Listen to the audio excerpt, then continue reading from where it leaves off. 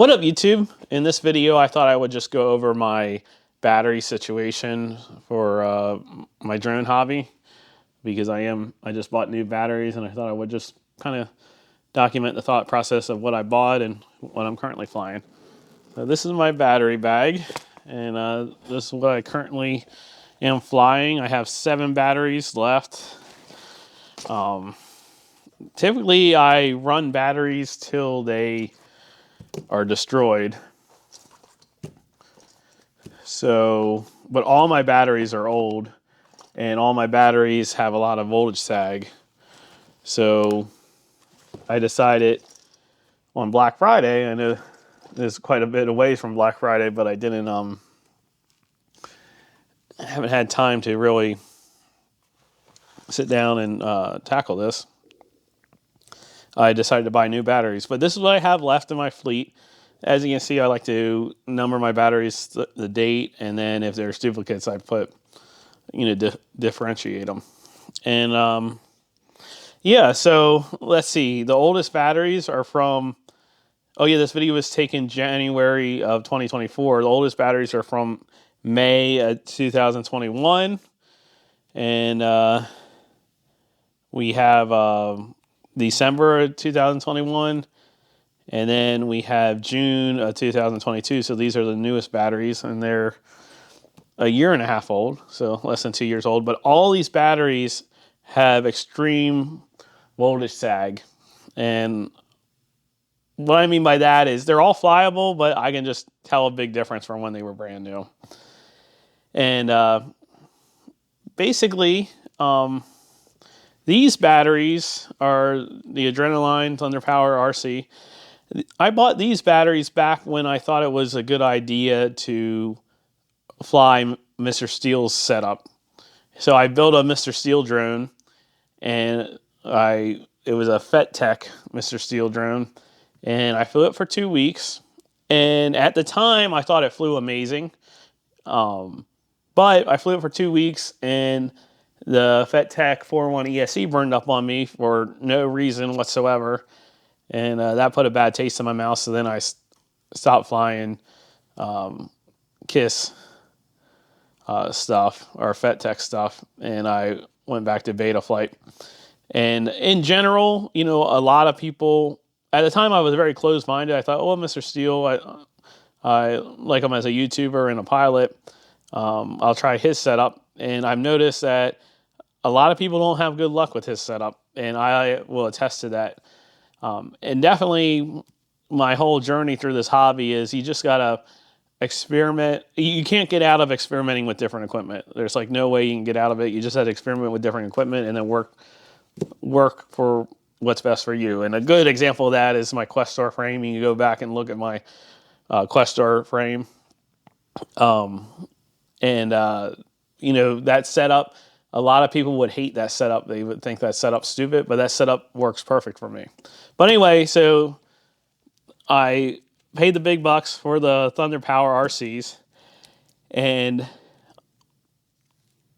to tell you the truth, I think, so in general, okay, spoiler alert, my new batteries are ThunderPower RCs. So I think ThunderPower RCs is a good battery.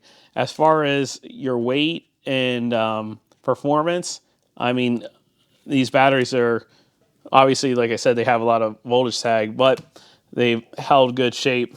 And I've had better luck with these than China Hobby Line, and I'll get into that. So then, after the whole Mr. Steele thing, I decided to try China Hobby Lines. I needed some more batteries. So I think I had older, these May batteries. I think I had older ThunderPower RC batteries than May that I no longer have anymore. And I can actually tell both of these batteries had water landings because the graphics are washed out. So I decided to try China Hobby Line RC. So I bought these, and I was a fanboy. I thought, man, these work really well. I was they're a lot cheaper, and I thought, man, they work really well for my use. They are heavier, but than the ThunderPowers. But yeah, I really liked them. And then I said, okay, from now on, I'm going to get ThunderPower RC. I'm going to get China Hobby Line batteries. But as you can see, I probably had 4 of these because I usually buy in batches of 4. And as you can see, I only have 1 left from that batch. So then, back when I was doing Paxember, I actually have a video flying these for the first time. These are made for China Hobby Line RCs, but they're Speedy Pizza. A little bit more capacity, but a lot heavier. And they have the thicker jacket on it. Oh yeah, as you can see, I usually put my own jacket on it, which you don't have to do for these yellow ones, really, because the yellow ones have the thick jacket. And these work good, but yeah, they're just heavy, but they work good. So then I needed to buy more batteries. So in June of 2022, I bought 4 of these. Same thing, the 1100 milliamp hour. Oh yeah, all these are 6S batteries, by the way. China Hobby Line. And I bought them from Newbie Drone. And I had one that was dead on arrival. Cell was totally dead on arrival. And Newbie Drone sent me a new one, sent me a new battery. They honored that since it was dead on arrival. In that same batch, I had another one where I only put 1 flight on it, and I didn't abuse it at all during that 1 flight. Didn't hit it, didn't smack it, nothing. And a cell totally died after 1 flight. And then when I contacted Newbie Drone, they would not honor that since that wasn't a new,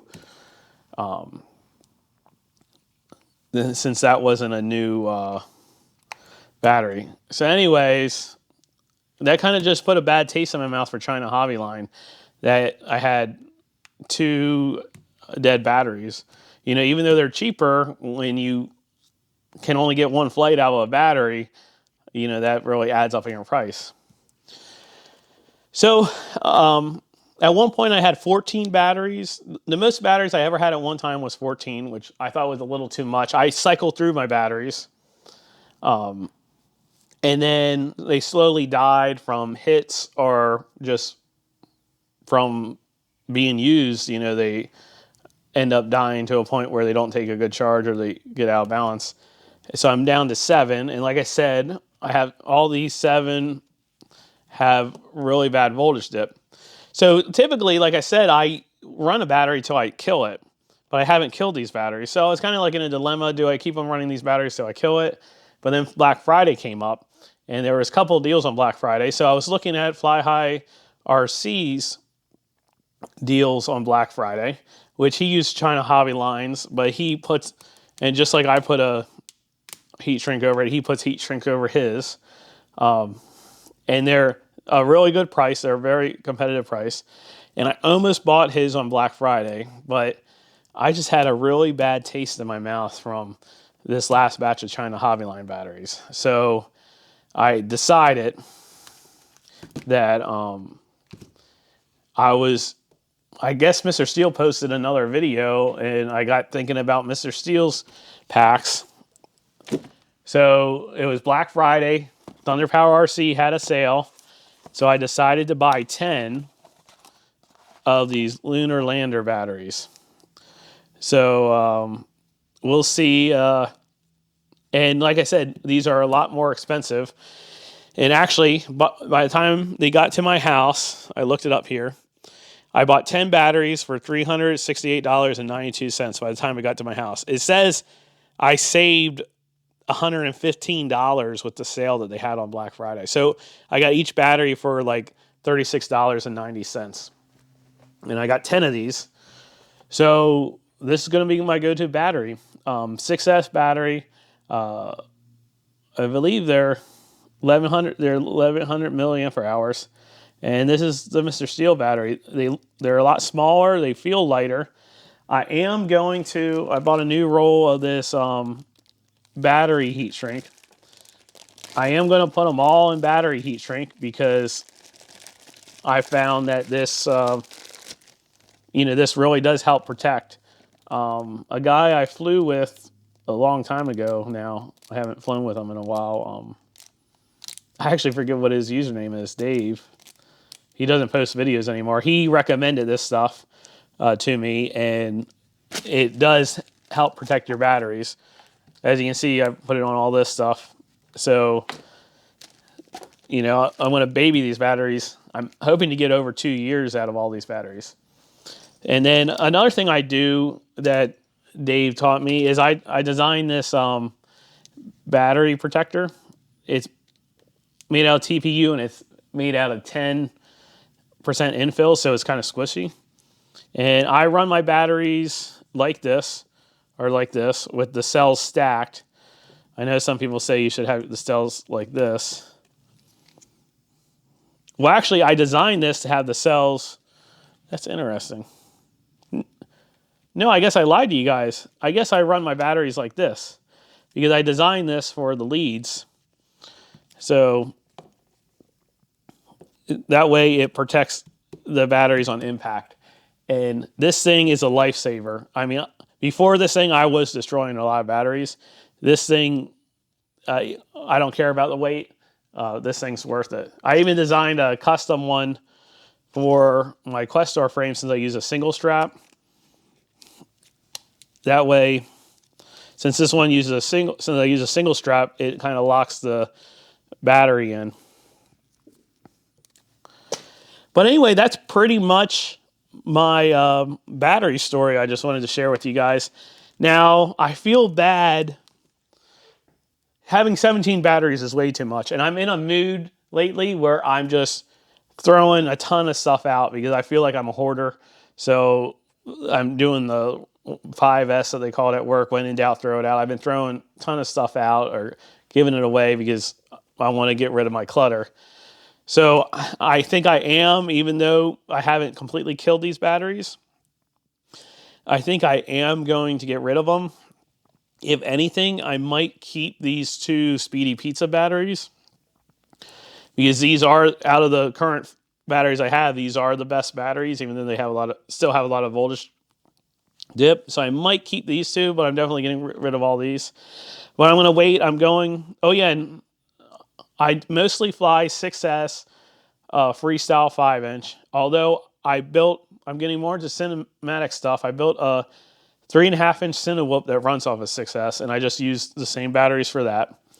Even though it'll be interesting, I try to run these Speedy V batteries on that Cinewhoop because it helps balance out the GoPro weight to keep a more balanced load with these heavier batteries. So that'll be interesting to see how the lunar landers do with that. But I am gonna go and recycle them. And what I usually do, everyone like, how do you recycle a battery? Lowe's takes the batteries. So I don't know why people make a big deal about it. Just as you're walking into Lowe's, they have a battery recycle thing, and it's mostly made for, you know, the drill batteries they sell, but they take any rechargeable battery. You just put it in a bag and put it in there, and that's how I dispose of my batteries. But I am going to keep them for one last trip. I am going to Michigan. I have a trip planned to Michigan, and I'm not going to bring any freestyle quads. I'm going to try to bring a Cinewhoop quad, although I might not even do that because I'm trying to go there with just a personal item on the plane. But I think I can fit a Cinewhoop in there. But because it's so cold, and I know the cold is really bad on the batteries, I'm not going to bring my new batteries. I'm just going to bring my used batteries there. So yeah. So I guess what I'm going to do now is I'm going to go and label these batteries and put them all in heat shrink. And it's January 2024. And Lord willing, I'm hoping that I get 2 years out of these batteries so I don't have to buy a battery till at least January 2026. Okay, here's all 10 batteries, closed, labeled, and dated. And, you know, sometimes I get a little nervous putting the heat. This heat shrink takes a lot of heat to shrink up. But, you know, these labels are heat labels. They're printed by heat. So if the actual battery got hot on the inside, you know, this would turn black, but they don't. But yeah, so this is going to be my new fleet. Got the heat shrink on it, date it. And like I said, hopefully it'll be worth the extra money buying these batteries over the China Hobby Lines. And it'll be interesting to see in 2 years where we're at. This is the first time I bought so many batteries at once. But I thought this would make an interesting video. More kind of documentation for me. But thanks for watching. I'll see you guys on the next one.